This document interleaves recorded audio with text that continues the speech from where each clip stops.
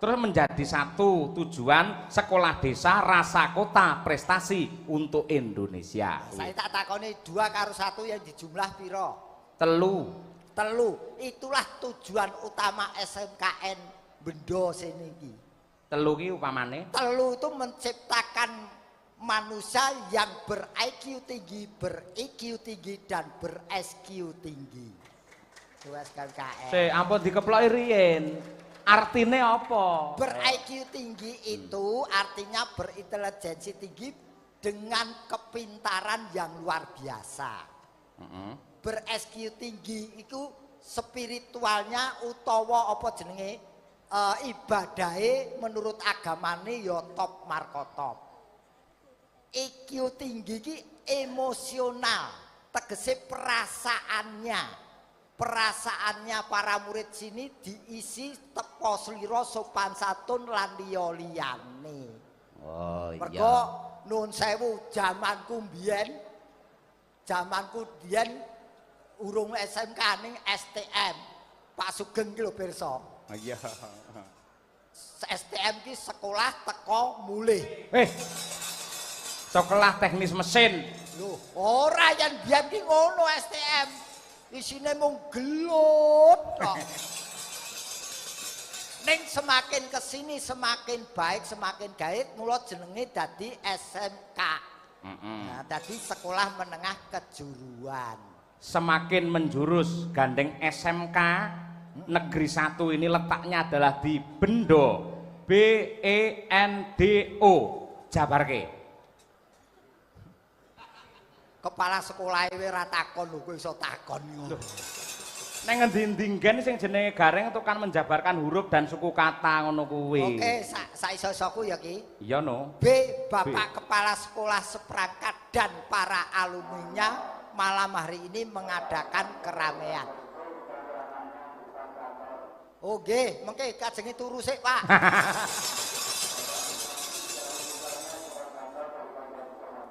Oh nggih. Omong apa to jane kae? Nggih, sing rumaos wonten panggilan monggo. B iki Bapak Kepala Sekolah seperangkatnya dan para alumninya mengadakan keramaian hari ini utawa dina iki. Iya. Wadine keperluane syukuran ulang tahun yang ke-21 SMK kene. N nanggap wayang hiburane. D dalange Ki Cahya Kuntadi. Terakhir O ora keri ngundang Gareng saka Semarang. Awakmu kok medhi katut to reng gumunan. Yen wae tak rewangi koperku rusak kok. Wong jenenge hiburan ki aja tanggung-tanggung kaya SMKN kene iki. Dadi total wayangan nganggo dagelan iki kudu. Sing ngudokne sapa? Aku. Aku ki yen ngomong ki sabda pendhita sepisan dadi. Heeh. Aku ning ndi lak omong wayangan nganggo Gareng ora udan, ndi udan? Ora to? Iki pancen siji kersane Gusti Allah, loro dongane para keluarga besar SMK Negeri 1 Bendo, sinengkuyung para kiai alim ulama. Aja gleleng nang kene sik. Sing ngomong ora udan perkarane ana aku ki sapa?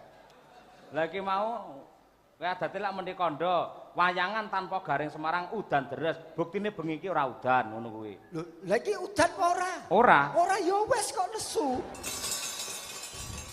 Sik, iki mau dirampungke pisan. SMK Negeri 1 Bendo, Bendo sampun. Saiki persuku Magetan. Nah, mergo sing rawuh ora mung wong Bendo tok, piyai sak Magetan kabeh tumplek-blek ana kene. Ayo.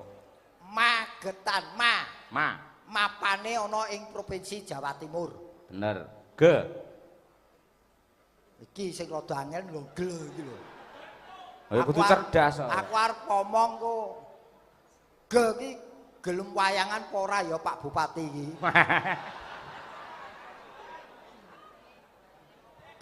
Tanpa wayangan masyarakate gelo lho Pak. Wis kondur ya Pak Bupati. Waduh, sayang wis kondur.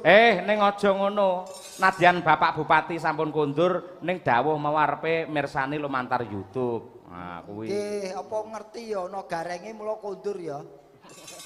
Wedi yen tak todhong. Apa kowe sok nodong Pak Bupati ning Wah, wong malah sadurunge ngasta Bupati Pak Prawoto kuwi karo aku wis ngene. Wis akrab. Heeh, pokoke angger pejabat mesti tak kenekke. Tak gantol, tarik, metu sawerane. Wah iya.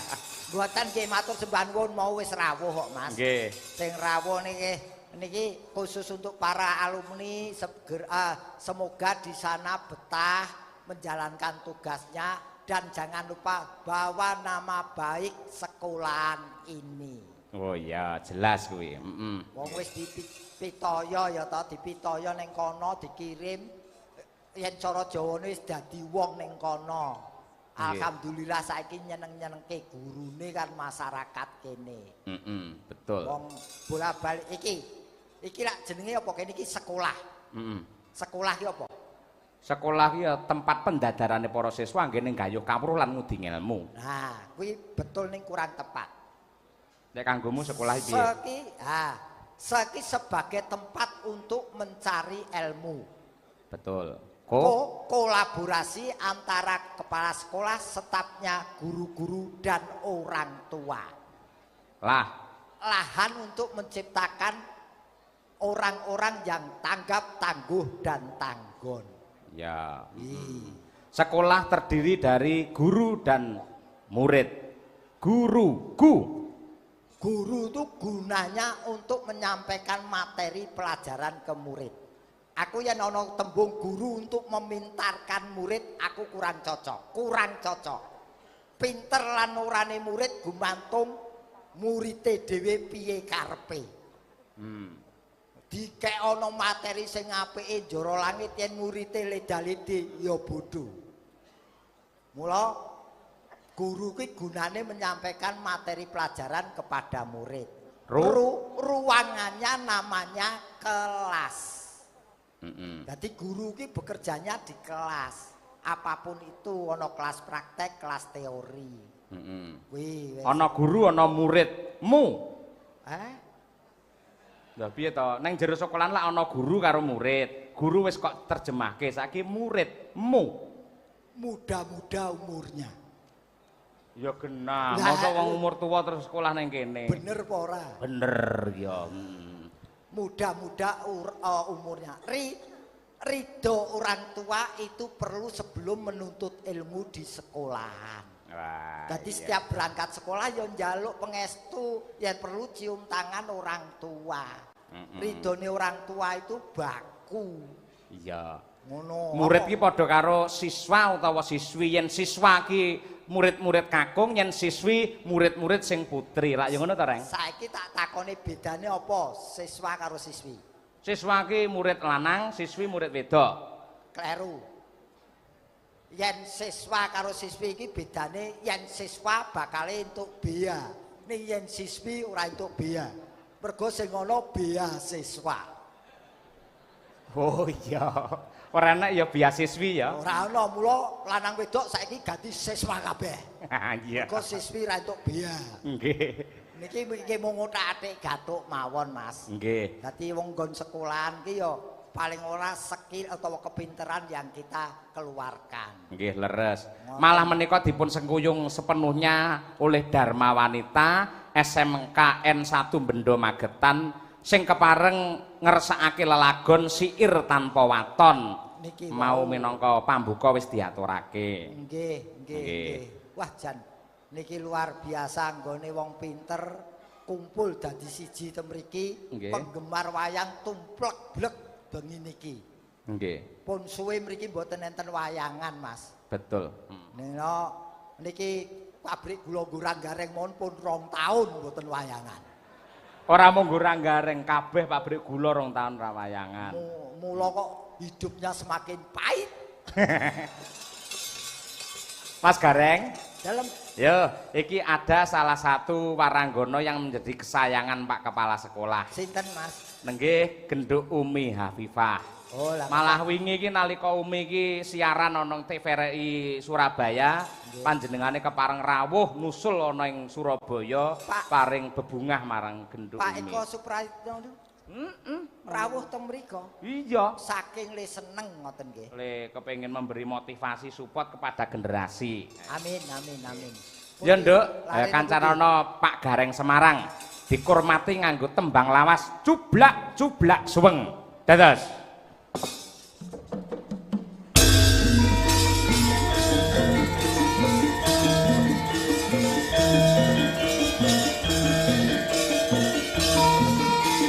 Oh.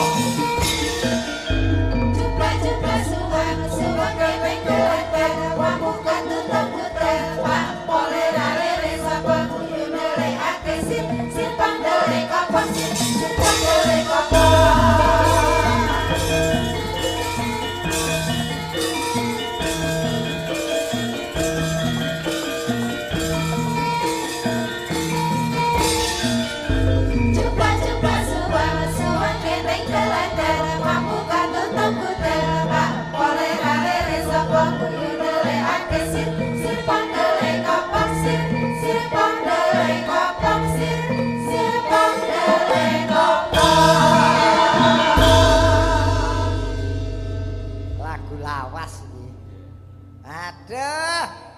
Piye nek wah tambah suwe iki tambah ayu bocah iki. Mula ya akeh penggemare iki ya lumrah. Piye kabare, Nduk? Alhamdulillah sae, Kong.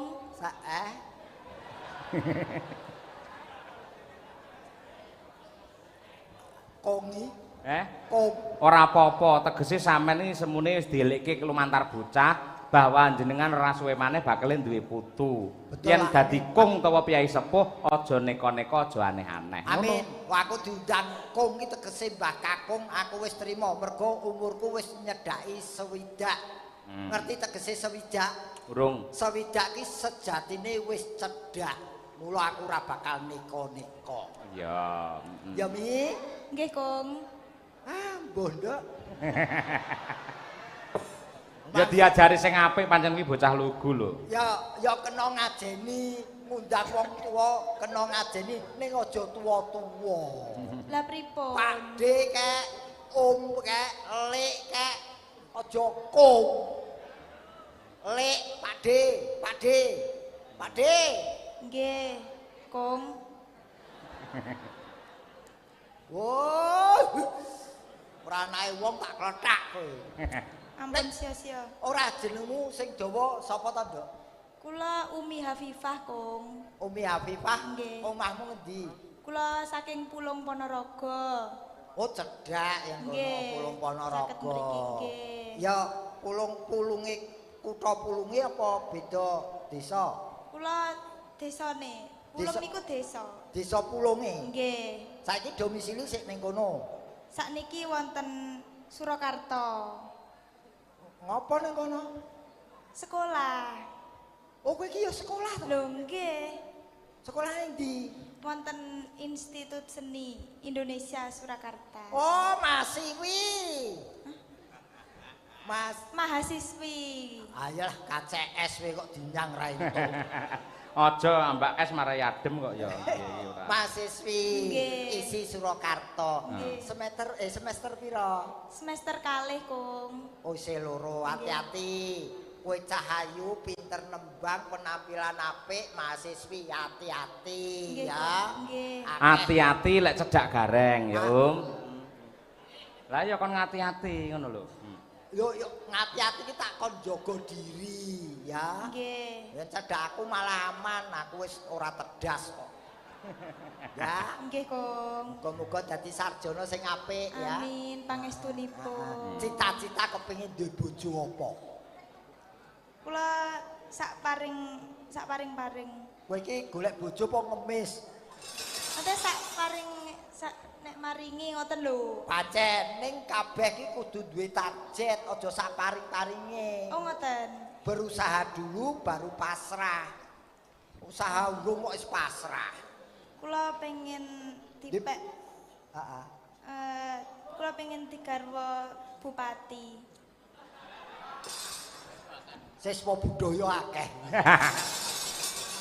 Malah bupati toprak ora. Ya nek ora apa-apa.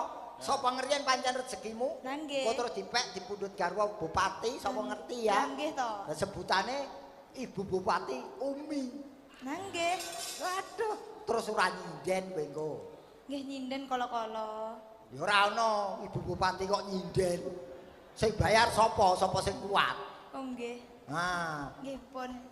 ya ora ngene, sak paringe ditampa asal kuwi lumaku marang dalan sing Nggih, bener. nggih kok. Iya. Wis di pacar kurung? Dereng.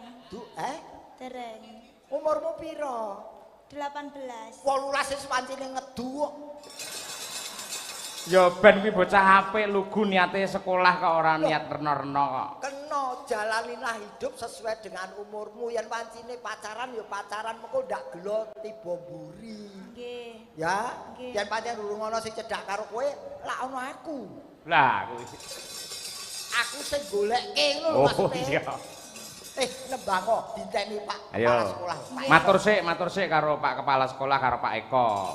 Prayitno, ayo. Sampeyan iki ditresnani lho, ayo. Nggih, wilujeng dalu Pak Eko. Kula ngaturaken panuwun panjenengan sampun kersa nresnani kula Pak Eko. Panjenengan sampun kroyo-royo anggenipun tresnani kula ngantos manjeri duren sampai ten Surabaya lho Pak Dalang. Lah iya to. Lah nggih tindak TVRI. Sinden iki dipajeri duren Nggih. karo Pak Eko. Nggih, duren sak kerdus ngoten, Kung. Kowe ya gelem Purun. gagas. Lah kuwi tandha katresnan kok piye to? Iya, Matur iya, nuwun, apa Pak Eko. Mugi-mugi panjenengan sehat selalu. Ambak jenengan badhe pensiun nggih tetep Tetep apa? nanggap wayang. Oh ya. Tetep apa? Nanggap wayang, Pak. Oh iya, amin. Bintang tamune kula. Ngangge pelawak ora, Nduk? Muni ora, yo muni ora. Nggih mawon. Nah, Nggih. Nggih, pelawake Mas Gareng, nggih, palur. mangsaku grup iki panas. Monggo sampe wis ngene kanggo ijole duren Nggih. utawa Pak Iko kroyo-royo tindak ning Surabaya kuwi saiki nembang. Nggih. Ning jalukku ora mung kanggo panjenenganipun Pak Iko ning ya sing mirsani bengi iki. Nggih. Sampai digur. Nggih. Bintang tamu kok seragame padha karo ora tamu. Lah kula bintang tamu amatir kok. Kok bintang tamu ki ana amatir barang kok. Lho bintang tamu ora perkara kostume no, ning perkara karyane no, Reng. Betul ya kesenengane kok. Nduk ngene gandeng sampean wis ditresnani karo Pak Eko lan keluarga besar saka SMK Negeri 1 Bendo. Nggih. Saiki gandeng ning sekolahanmu lak diajari gawe maca pet, gawe syair, gawe cakepan to? Nggih, Pak. Ayo spontanitas utawa kowe gawe ya sing enek hubungane karo ulang tahun yang ke-21 SMK Negeri 1 Bendo. Nggih. Tembange apa pamane? Iya. Asmarandono Semarangan. Asmarandono Semarangan. Ya, Iki ngrenggo babakan SMK 1 Bendo lho ya. Nggih. Oke, siap. Ya coba diaturke. Sekolah yang berprestasi. Oh, bahasa Sekolah yang berprestasi. bahasa Indonesia tuh. Iya iya cocok. Berkarakter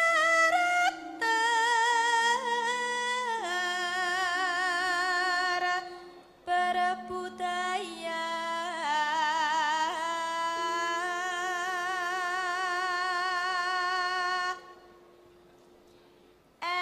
SMKN 1 Bendo.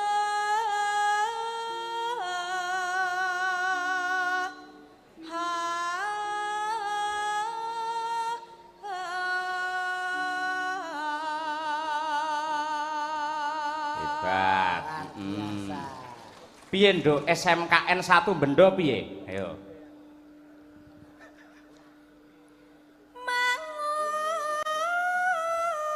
Manguki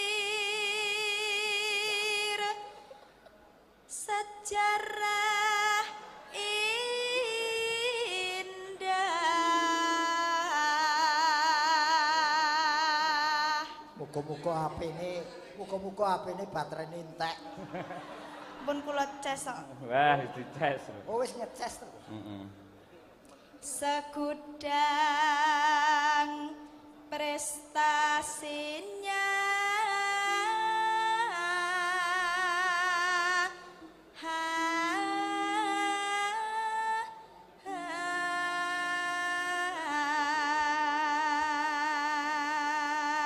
segudang prestasinya engko ditampani dangdut nyilih wirawiri ya gurune piye Bu guys gurune piye Ayo.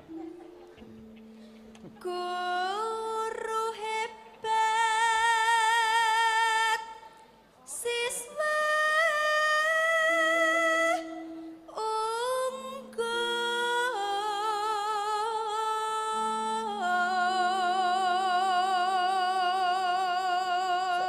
Ukara iki balenono kalimat iki gen cetha.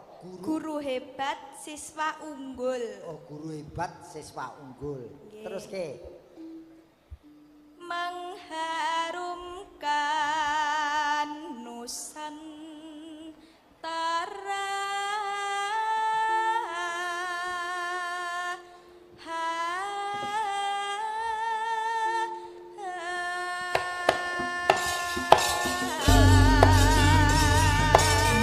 SMK Negeri 1 Bendo Magetan hebat.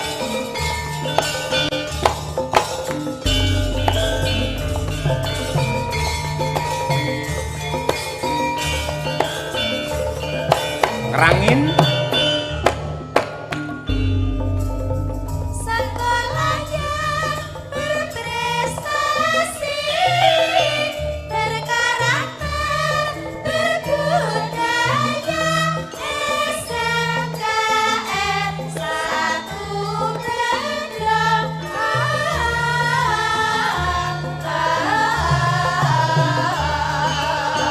Mengukir sejarah indah.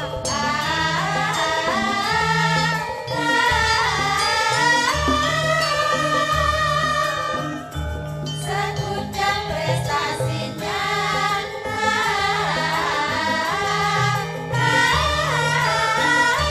Guru hebat siswa unggul. mengharumkan Nusantara. Oh, oh, oh, oh, oh, oh, oh, oh, oh.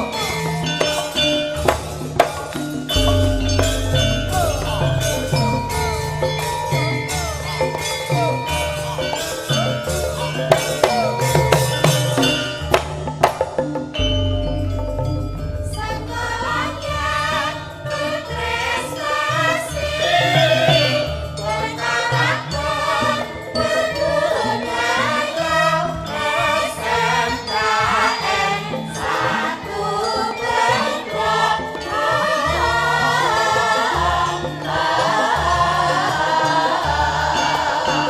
Mengukir sejarah indah.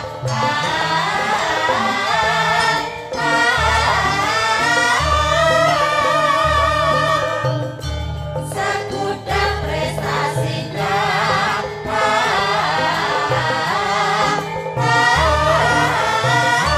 Guru hebat siswa unggul. Mengharumkan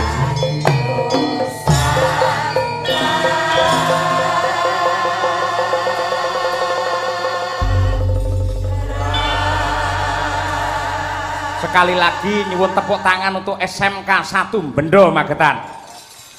luar biasa. Iki mau bawane Asmaradana dilebokke wirawiri ora ngrubah ukara ulon sukane ya pas. Kowe ngapa kok rene? Bintang tamu ya rene sak modare kene. Ayo.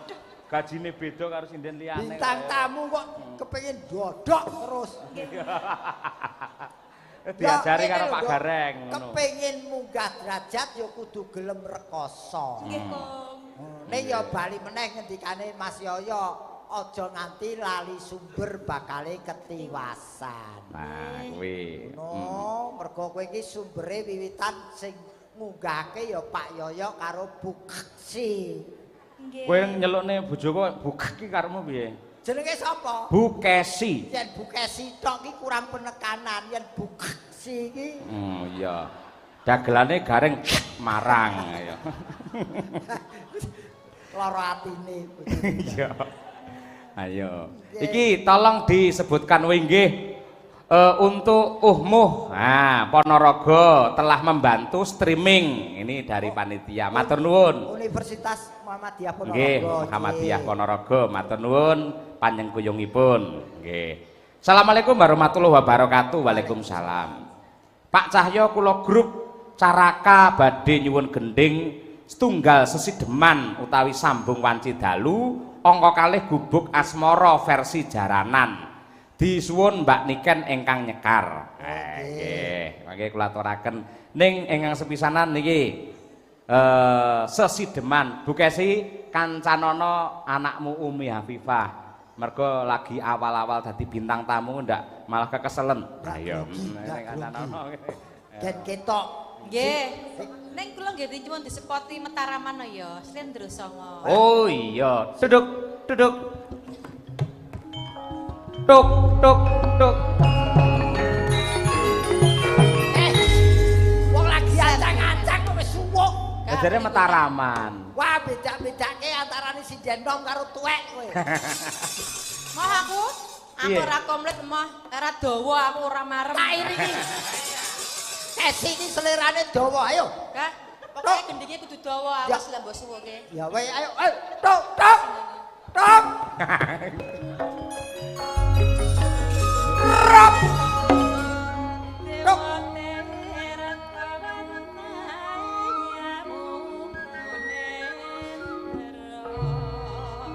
Kok siret? Komen ngeglo suarane kok. Tok, tok, tok. Tok, tok, tok. Tok, tok, tok, tok, tok. Apa enek kentongan kok larase saya cilik. Ben iki ketoprak ora payu kok.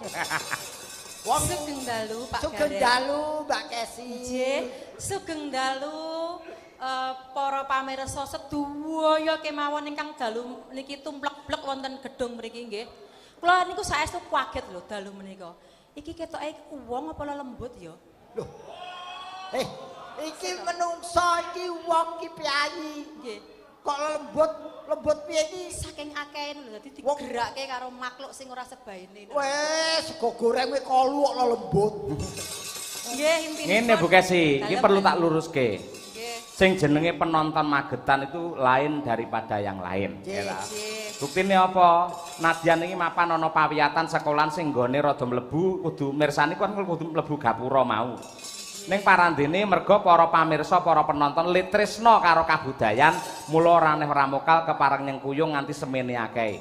Ini sebagai bukti adalah penonton Magetan adalah salah satu promotor lestarinya budaya wayang Indonesia. Leres Pak Dalang. Kene iki pedomane siapapun dalannya, yang penting dagelannya gareng. Nggih, mboten napa-napa. Ning jangan lupa sekedhik kula badhe matur Pak Dalang. Nyuwun sewu Bapak Kepala Sekolah lan Bapak-bapak Ibu-ibu sedaya. Sampeyan ngerti ra? Awake dhewe iki ditanggap ning sekolah ya. SMK Negeri 1 Bendo. Terus Sekolah ini adalah pawiyatan, tempat pendidikan, tempat menempa ilmu. Betul. Ngerti gak? Sekolah sing ngadeg berdiri pertama kali di Indonesia itu sekolahan apa? Yang ngerti, heyo. Iki tak bedai. Sekolahan Budi Yang Utomo. Budi Utomo. Oh salah. Ya Budi Raharjo. Duduh. Budi Le. Senes.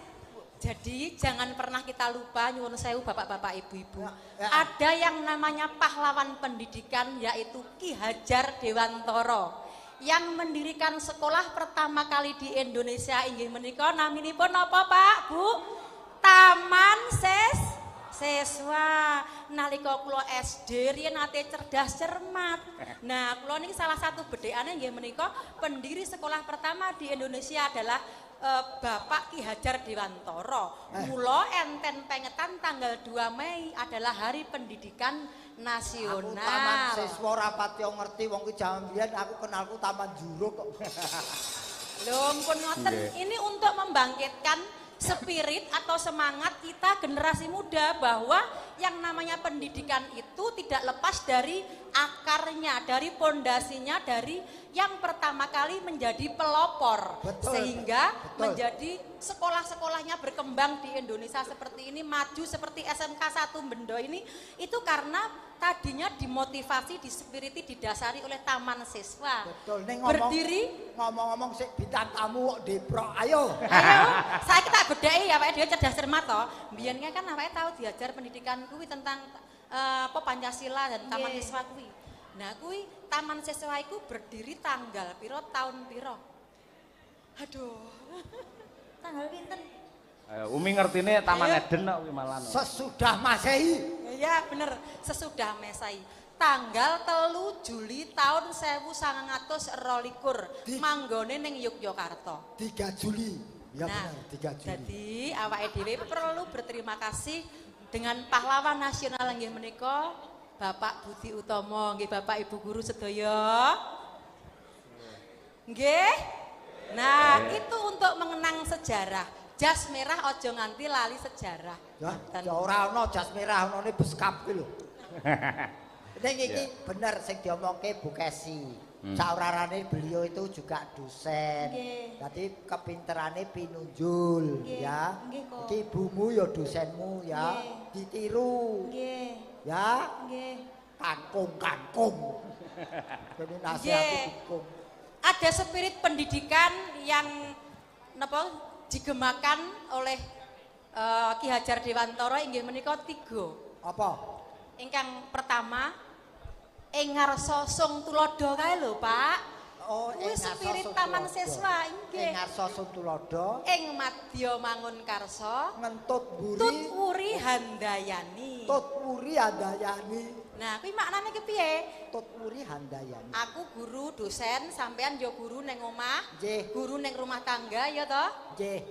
Ya tegese apa, Pak? Coba tegesno, Pak. Ing ngarsa sung tulodo. Ing ngarsa sung tulodo. Dadi bisa dadi contoh. Nggih. Jadi seorang guru pendidik itu Jadi harus mampu contoh. memberi contoh. Ing madya mangun gong, Mangun karsa, gong iki ngene Pak Anom ngawur. ing madya Ing madya mangun karsa. Karpe di tengah itu ada sinergi antara guru dan siswa. Karsa itu kan keinginan. Ngulir budi miwir pikir supaya mahasiswa utawa siswa mau cerdas, pinter kaya murid-murid saka SMK 1 Bendo iki, Pak Gareng. Tut wuri handayani lho. Di belakang seorang guru harus mampu memberi spirit dan motivasi untuk kemajuan para siswanya. Betul sekali. Niku namung sekedhi ingkang saged kula sumbangaken kanggo pangemut-emut kemawon tumrap generasi muda anak bangsa. Karena apa? Pendidikan ini adalah tolak ukur. Sukses berkembangnya jayanya sebuah negara itu dipengaruhi oleh salah satunya adalah faktor pendidikan. Ngoten nggih Bapak, Ibu. Sakniki kangge menghibur warga masyarakat, ayo awake dhewe nembang. Nembange apa? Sesideman no. Oke. Sesideman Jo, ayo Jo. Nggih, niki sebatas tembang. Nadyanto wonten sekolahan nanging lak sing mirsani menika multi nggih to. Betul, betul. Dados sedaya pamundhut dipun aturaken. Leres Mas, leres. Nggih. Yo diwiwiti sing ibune sik Bu Kesi, yo. Ibuke. No. Nggih Pak Dalang, aku manut bengi iki kan sampean kan dadi bosku. Senadyan ning omah bojoku ning bengi iki bosku. Senadyan aku mang yo mbok lolokke yen aku yo tak terima-terima. Ya, coba ning omah mbok kremus. Iya. Yo. Wiwitane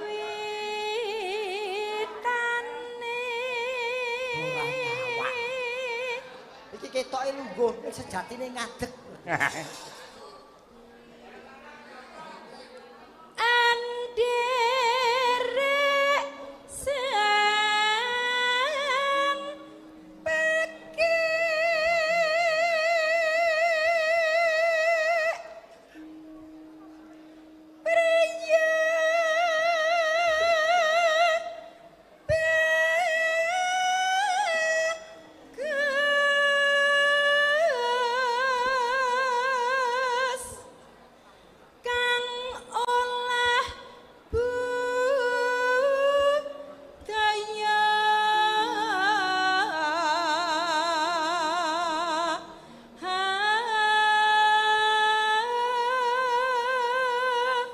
Oper, Umi. Nyoba murite kaya apa?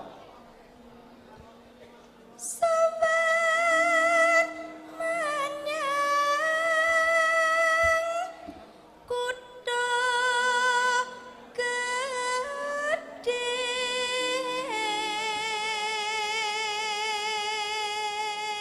Sing kok pawiyatan. Bendera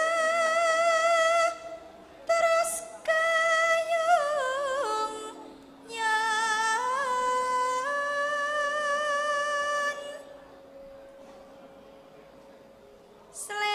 selendang kuning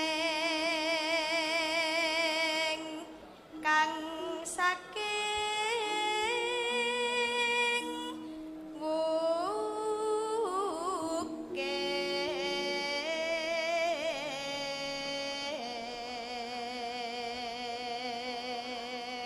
Oper, Bu Kesi.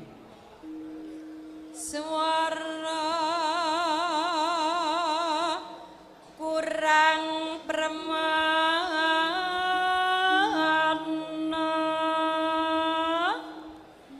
ning wasis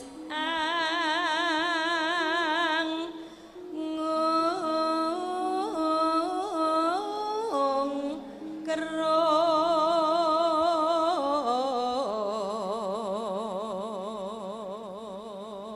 Umi. angung rom marang bendera tiasu lestya pijer ngincangake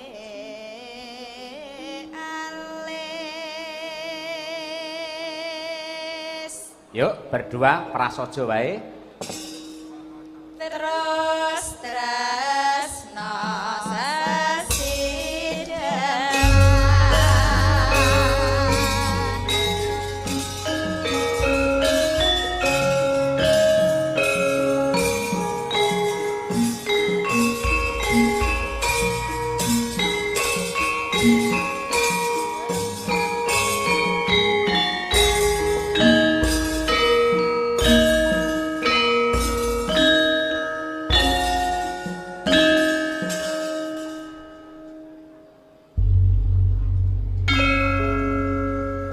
Bu Kesi, tarik. Yuk.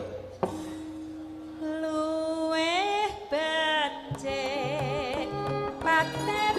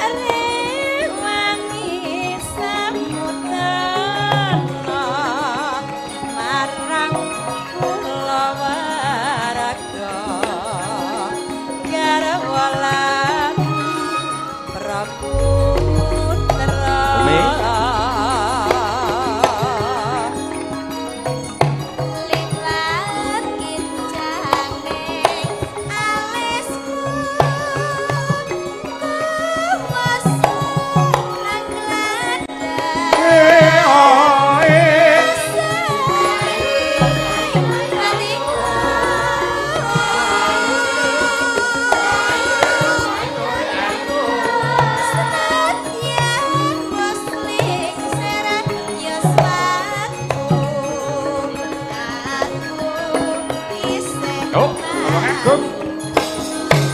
Ya, Rek.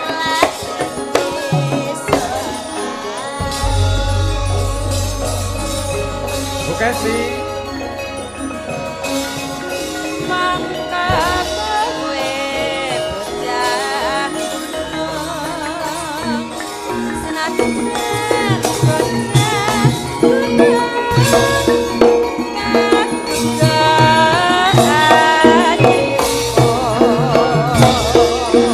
Oi.